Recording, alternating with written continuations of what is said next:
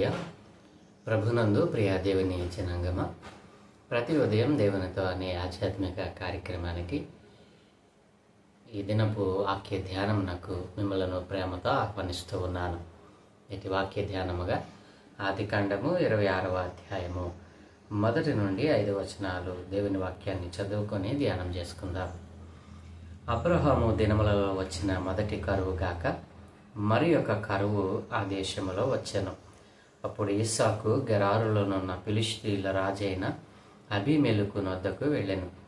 అక్కడ యెహోవా అతనికి ప్రత్యక్షమై, నీవు ఐగుప్తులోనికి వెళ్ళక నేను నీతో చెప్పు దేశమందు నివసించము, ఈ దేశమందు పరవాసివై ఉండుము, నేను నీకు తోడై ఉండి నిన్ను ఆశీర్వదించెదను. ఏలయనగా నీకును నీ సంతానమునకును ఈ దేశములనియు ఇచ్చి నీ తండ్రి అయిన అబ్రహాముతో నేను చేసిన ప్రమాణము నెరవేర్చి ఆకాశ నక్షత్రముల వలె నీ సంతానమును విస్తరింపజేసి ఈ దేశములనియు నీ సంతానమునకు ఇచ్చెదను. నీ సంతానము వలన సమస్త భూలోకములోని సమస్త జనులు ఆశీర్వదింపబడుదురు. ఎలయనగా అబ్రహాము నా మాట విని నేను విధించిన నా ఆజ్ఞలను, నా కట్టడలను, నా నియమములను గైకొనని చెప్పాను. ఆమేన్. ప్రభునందు ప్రియ దేవుని పిల్లలారా, చదవబడిన లేఖనము నిమిత్తమై ప్రార్థన చేద్దాం. మమ్మల్ని మిక్కిలిగా ప్రేమించుచున్న మా ప్రియ పరలోకపు తండ్రి, మా మంచి దేవ, గొప్ప దేవ, మీకు వందనలయ్యా. ఏ మంచి లేని మా బ్రతుకులలో మరొక నూతన దినాన్ని దయచేశారు. ఈ దినాన మేము ధ్యానం చేయటం కొరకు చదువుకున్న ఈ లేఖన భాగాన్ని మా కొరకు దీవించండి. ఈ లేఖన భాగంలో నుండి కొన్ని ఆత్మీయ పాఠాలు మీరే మాకు బోధించి నేర్పించమని యేసయ్య పరిశుద్ధ నామమున ప్రార్థించి వేడుకుంటూ ఉన్నాము తండ్రి. ఆమేన్. ప్రభునందు ప్రియ దేవుని పిల్లలారా, ఆదికాండము 26వ అధ్యాయంలోకి వచ్చేటప్పటికి ఇస్సాకు మరి వివాహం చేసుకోవడం, తనకు రెబ్కా మరి ఏశావును యాకోబును కనడం మనం ఇక్కడ చూసాం.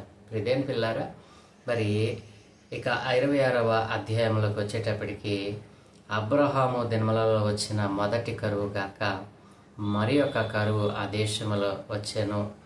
అప్పుడు ఇస్సాకు గెరారులోనున్న ఫిలిష్తీయుల రాజైన అబీమెలెకు నొద్దకు వెళ్ళెను అని మొదటి వచనంలో ఇక్కడ రాయబడి ఉంది.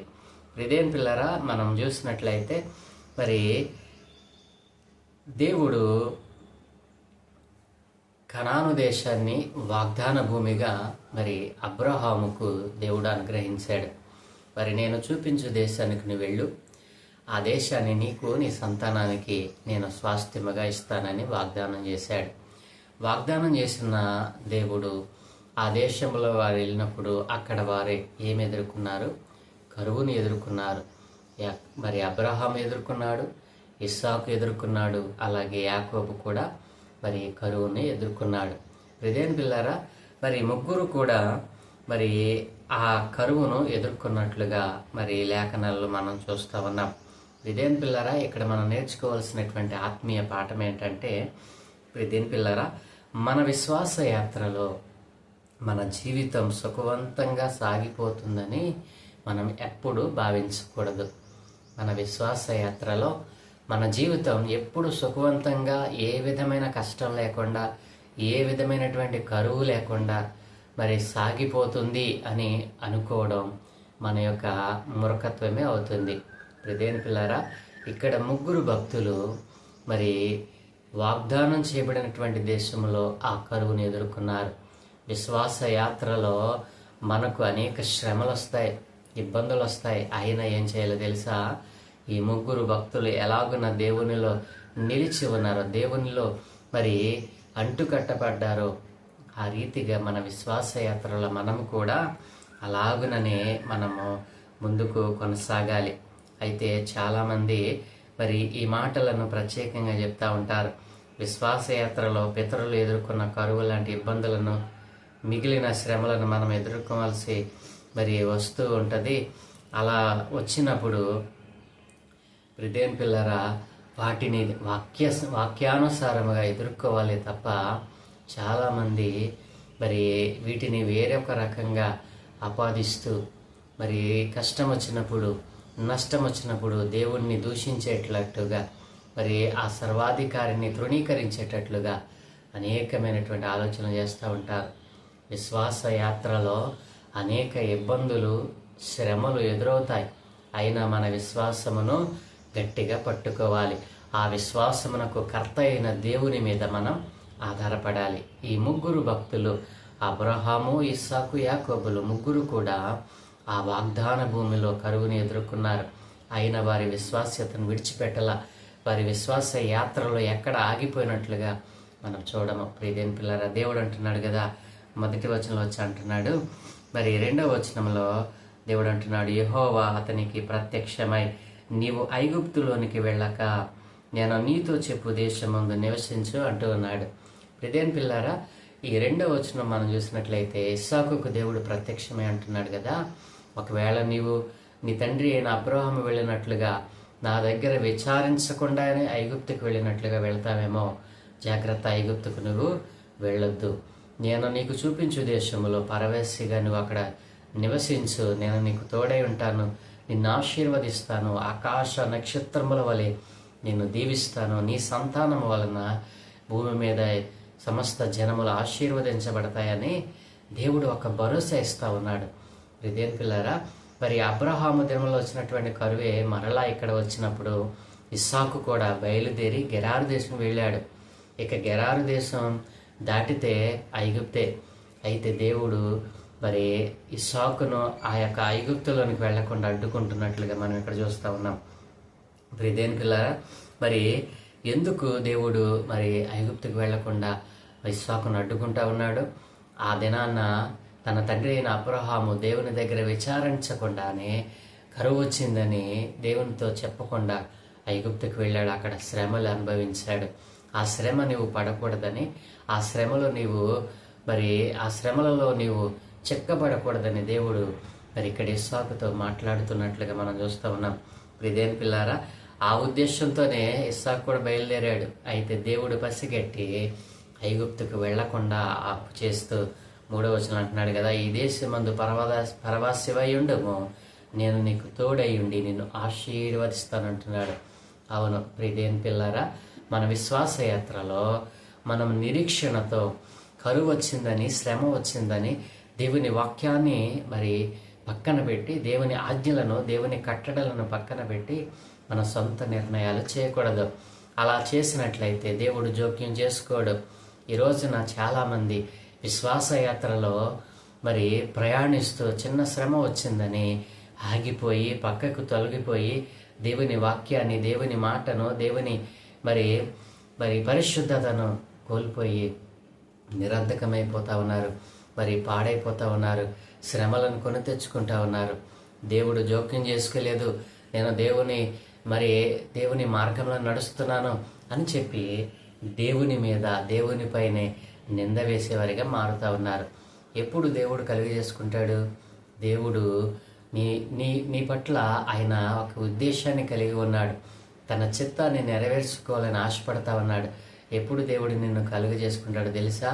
నీవు నిరీక్షణతో, ఓపికతో ఆ శ్రమలో మరి దేవుని వలనైనటువంటి ఆ యొక్క ఓర్పును, ఆ యొక్క బలమైనటువంటి నమ్మకత్వాన్ని, విశ్వాసాన్ని, ఏమిటి ఆ బలమైన విశ్వాసము, నమ్మకత్వం అంటే, నా దేవుడు ఈ శ్రమల నుండి నన్ను విడిపిస్తాడు, నా దేవుడు ఈ వ్యాధిలో నుండి నన్ను బాగు చేస్తాడు, నా దేవుడు ఈ మార్గంలో నన్ను మరలా నిలుపుతాడు అనేటువంటి విశ్వాసము, ఆ యొక్క నమ్మకత్వము కలిగి ఉండాలి.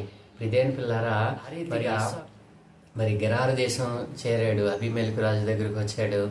అక్కడ నుండి ఐగుప్తుకు వెళ్ళాలని ప్లాన్ చేసుకుంటా ఉన్నాడు. అయితే దేవుడు మరి ప్రత్యక్షం అంటున్నాడు కదా, నేను చూపించే దేశంలో నేను ఉండాలి, నేను నీకు తోడై ఉంటాను, నిన్ను ఆశీర్వదిస్తానని దేవుడు వాగ్దానం చేస్తూ ఉన్నాడు. ప్రియదేని పిల్లారా, నీ సంతానమునకును ఈ దేశములో నీవు ఇచ్చి, నీ తండ్రి అయిన అబ్రహాముతో నేను చేసిన ప్రమాణము నెరవేర్చి, ఆకాశ నక్షత్రముల వలె నీ సంతానమును విస్తరింపజేసి, ఈ దేశముల నీవు నీ సంతానమునకు ఇచ్చేదను, నీ సంతానము వలన సమస్త భూలోకములలో నీ సమస్త జనులు ఆశీర్వదింపబడతారని దేవుడు అబ్రహాముకు చేసిన వాగ్దానాన్ని ఇస్సాకుకు జ్ఞాపకం చేస్తూ ఉన్నాడు. ఎందుకు ఇస్సాకుకు ఈ వాగ్దానాన్ని జ్ఞాపకం చేస్తూ ఉన్నాడు? ఇస్సాకు కరువులో ఉన్నాడు, మరి బెదిరిపోయేటటువంటి పరిస్థితుల్లో ఉన్నాడు, ఇబ్బందుల్లో ఉన్నాడు. అయితే దేవుడు తన తండ్రికి చేసిన వాగ్దానాన్ని జ్ఞాపకం చేయడానికి కారణం ఏమిటంటే, ఒక ప్రత్యేకమైనటువంటి కారణం ఇక్కడ మనకు కనపడతా ఉంది. ఒక మనిషి దేవుని పట్ల మరి ఎంత గొప్ప విశ్వాసంతో ముందుకు కొనసాగుతున్నప్పటికీ కొన్ని పరిస్థితుల ప్రభావం వల్ల అతడు అధైర్యపడేటువంటి పరిస్థితులు ఉంటాయి. ప్రియదేని పిల్లారా, మన విశ్వాస యాత్రలో ఎంతో చక్కగా మనం ప్రయాణం చేస్తూ ఉన్న కొన్ని పరిస్థితుల ప్రభావం మనల్ని ఏం చేస్తుందో తెలుసా? ఆ విశ్వాస ప్రయాణముల నుండి మనలను పక్కకు నెడుతుంది. అలాంటి అధైర్యపరిచేటువంటి పరిస్థితులు మనకు ఎదురైనప్పుడు ప్రియదేని పిల్లారా, దేవుని మాట మాత్రమే మనకు ఊరటనిస్తుంది, దేవుని వాక్యము మాత్రమే మనకు ఊరటనిస్తుంది. చాలామంది మనం అనుభవించి ఉంటాం. చాలా రకాలైనటువంటి ఇబ్బందులు, అనేక శ్రమలు మనల్ని ఎదుర్కొని ఉంటాం. ఆ సమయంలో చాలామంది చాలా మాటలు చెప్తారు, కానీ ఏ మాట కూడా మనకు ఓదార్పునివ్వదు. కానీ మీరు ఆలోచన చేశారా?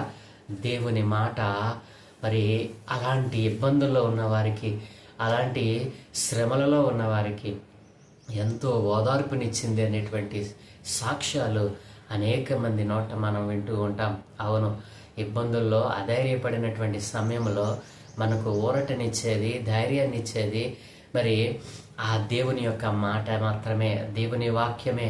ఆ వాక్యమే మనలకు ఎంతో ఊరటను కలిగిస్తుంది, భరోసాను కలుగజేస్తుంది. ప్రియదేని పిల్లారా, ఇస్సాకు ఇప్పుడు దేనిలో ఉన్నాడు? కరువులో ఉన్నాడు. అందుకే ఆయన తన తండ్రికి చేసిన వాగ్దానాన్ని జ్ఞాపకం చేస్తూ ఉన్నాడు. ప్రియదేని పిల్లారా, విశ్వాసులమైనటువంటి మనం కూడా మన బలహీన సమయంలో దేవుని వాక్యాన్ని ఎక్కువగా ధ్యానిస్తూ ఉండాలి. బలహీనమైన సమయంలో అంటే శ్రమ వచ్చినా, శోధన వచ్చినా, వ్యాధి వచ్చినా, ఇబ్బంది వచ్చినా మనం ఏం చేయాలి? దేవుని వాక్యాన్ని మనం దేవుని వాక్యాన్ని ఎక్కువగా ధ్యానిస్తూ ఉండాలి.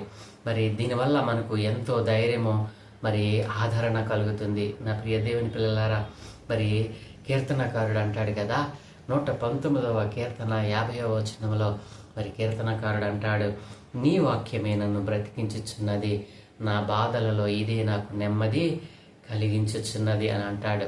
అవును, మన బాధలలో నెమ్మది కలిగించేది, మన శ్రమలో నెమ్మదిని, ఓదార్పునిచ్చేది ఆ దేవుని వాక్యమే. నీ విశ్వాస యాత్రలో నీవు ఎలాగున జీవిస్తూ ఉన్నావు? నీ విశ్వాస యాత్ర ఏ రీతిగా కొనసాగిస్తూ ఉన్నావు?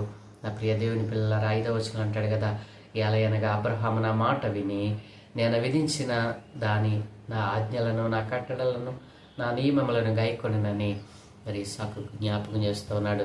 అబ్రహామును దేవుడు దీవించడానికి కారణం, ఆయన నా మాట విన్నాడు, నా ఆజ్ఞలను, నా కట్టడలను పాటించాడు. అందుకే నేను ఆయనను ఆశీర్వదించాను. అలాగునే నిన్ను కూడా నేను ఆశీర్వదిస్తాను. ఎప్పుడో తెలుసా? నా ఆజ్ఞలను, నా కట్టడలను నీవు గైకొన్నప్పుడు అంటూ ఉన్నాడు. నా ప్రియ దేవుని పిల్లలారా, ఎంత చక్కటి ప్రత్యక్షత ఇస్సాకుకు దేవుడు అనుగ్రహిస్తూ ఉన్నాడు. విశ్వాస యాత్రలో కరువు లాంటి శ్రమలు, అనేక ఇబ్బందులు మనకు వస్తాయి. అయినా ఇస్సాకుకు తోడై ఉన్న దేవుడు నీకు కూడా తోడై ఉన్నాడని నీవు నమ్ముతున్నావా? అయితే ఇస్సాకును ఆపినటువంటి దేవుడు, ఇస్సాకుకు తోడై ఉన్న దేవుడు, ఇస్సాకును ఆశీర్వదిస్తానని భరోసా ఇచ్చిన దేవుడు నీకు కూడా ఇస్తా ఉన్నాడు. నీవు శ్రమలలో, ఇబ్బందుల్లో, విశ్వాస యాత్రలో అనేక శోధనలు గుండా వెళ్తా ఉన్నావా? అయినా పర్లేదు, దేవుడు నీకు ప్రత్యక్షమవుతాడు. దేవుడు నీకు ఒక భరోసా ఇవ్వబోతా ఉన్నాడు.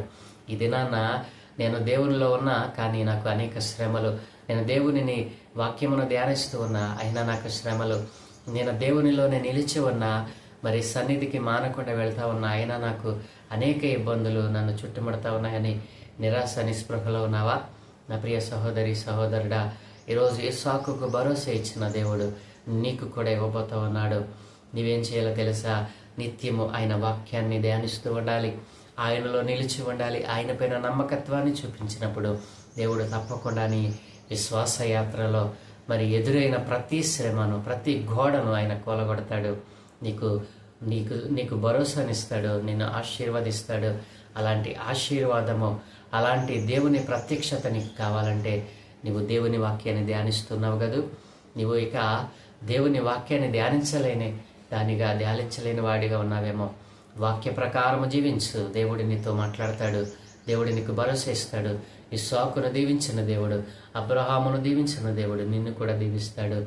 అలాంటి దీవెన ఆశీర్వాదాలు మరి ఒకదాని వెంట ఒకటి నిత్యము నువ్వు పొందుకోవాలంటే, నీ విశ్వాస యాత్రలో ఎదురైన ప్రతి శ్రమను, అడ్డుగోడను నువ్వు మరి అధిగమించలేనంటే నిత్యము నీవు ఒకటే చేయాలి. ఏంటో తెలుసా? ఆయన వాక్యాన్ని ధ్యానిస్తూ ఉండాలి. ఆయన వాక్యము ప్రకారము జీవిస్తూ ఉండాలి. దేవుడు తప్పక నీకు విడుదలను, స్వస్థతను, ఆరోగ్యమును, ఆశీర్వాదాలను ఇస్తాడు. అలాంటి ఆశీర్వాదాలు నీకు, నీ కుటుంబానికి, సమస్తమైన పరిశుద్ధులకు దేవుడు ఈ ఉదయమున అనుగ్రహించునుగాక, దయచేయునుగాక. ఆమేన్. ప్రార్థన. దయగలిగిన తండ్రి, కృపగలిగిన దేవానికి వందనాలయ్యా. ఇదిగో తండ్రి, అబ్రహాముకు, ఇస్సాకుకు తోడై ఉన్న దేవా, ఇదిగో మాకును తోడై ఉన్నావని అయ్యా, ఇదిగో విశ్వసించిన వారు అనేక మంది లోకంలో ఉన్నారు అయ్యా. ఆనాటి నుండి ఈనాటి వరకు నీ మాట నాయన మమ్మలను బ్రతికిస్తూ ఉంది. అదే మాకు నెమ్మదిని దయచేస్తూ ఉంది నాయన. ఈ సత్యాన్ని గ్రహించకుండా విశ్వాసయాత్రలో శ్రమ వచ్చిందని, ఇబ్బంది వచ్చిందని అయ్యా మార్గము తొలగిపోతున్నవారు అనేక మంది లోకంలో ఉన్నారు. అలాంటి వారందరినీ మీ చేతులకు అప్పగిస్తూ ఉన్నాను. ఈ ఉదయ కాలమున ఇదిగో నీ దివ్యమైన మాటలు విన్నటువంటి వారి జీవితంలో అయా విశ్వాసయాత్రలో ఎదురైనటువంటి శ్రమలను బట్టి అయ్యా మిమ్మల్ని నిందించిన వారిగా, మిమ్మల్ని దూషించిన వారిగా మారిపోయారేమో. వారితో మాట్లాడండి. ఒకసారి మరలా ఆత్మలను కట్టండి నాయన.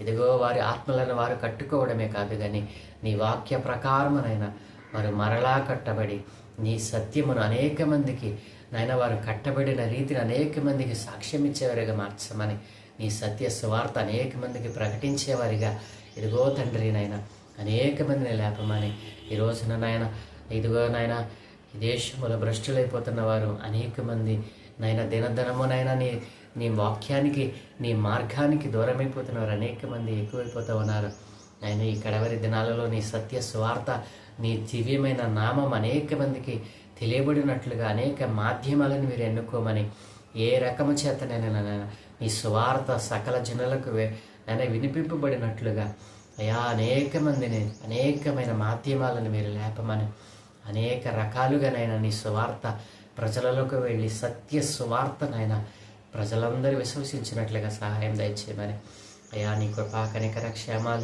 ఇదిగో నీ బిడ్డలైన వారు ఈ ఉదయమనే నీ వాక్యం వింటున్న వారికి నిండుగా దయచేయమని, ఈ దినము మేము చేయు ప్రయత్నాలు సమస్తమును దీవించి నీవే మహిమ పొందుకోమని యేసయ్య పరిశుద్ధ నామమున ప్రార్థించి వేడుకుంటున్నాము తండ్రి.